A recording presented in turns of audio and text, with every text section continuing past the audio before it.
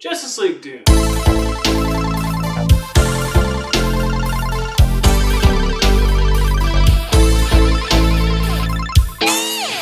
This is another animated straight-to-DVD thing that DC does. Marvel does it occasionally too, but DC usually does better at it. Usually, not always. In this particular case, it's like not the best of the best, but I still enjoyed it. It's on Netflix now, so I just saw it for free, so I was like, word. It's about 72 minutes, give or take. I want to say 78 maybe. And it just involves Vandal Savage, who's this immortal dude who wants to take over the world and will do that in any means necessary. And he's like, okay, I have the secrets to taking down each and every one of the Justice League. You guys are all enemies of the Justice League. Bane, you hate Batman. Random Martian dude, you hate Martian Manhunter. Cheetah, you hate Wonder Woman, and blah blah blah blah blah blah. It's kind of like the B-list villains of all of those heroes. I did like it though. There were things I did like about it, especially the fact that the voice acting was pretty nice. Kevin Conroy is doing Batman, Tim Daly is doing Superman, and Nathan Fillion, who should have played Green Lantern in the live-action Green Lantern movie as opposed to Ryan Reynolds, is actually voice acting Green Lantern, like he did in First Flight and in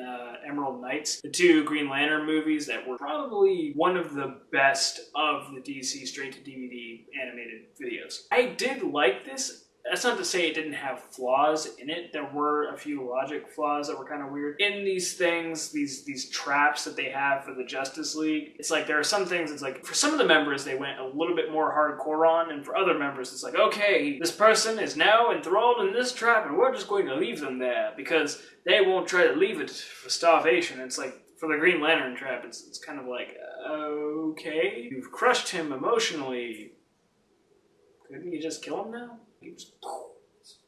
Now, this was written by Dwayne McDuffie, who did pass away, so it might have been that he wrote like a first draft and they tried to do the best they could with that work that he did. Who knows? It's still well written overall, I think. I did still like every character that was in it. It wasn't necessarily the best versions of each and every one of those characters, like it was in the Justice League animated series that Dwayne McDuffie did have a huge part in doing. He decided who the lineup was, how they did the lineup, how each of those characters kind of interacted. I do prefer Wally West Flash over Barry Allen Flash, and I do prefer Jon Stewart Green Lantern over Hal Jordan Green Lantern, but if anyone's to do the Hal Jordan Green Lantern, it's to be Nathan Fillion, and he does it well, so I'm kind of okay with it, sort of ish. But it did have a lot of good action sequences, it did have a good overall storyline, it did have some interesting things, it had some fun references back to comic books. I do know some people who do have complaints with it, like, you know, the logic-based things in the traps, the logic-based things in what people do on this,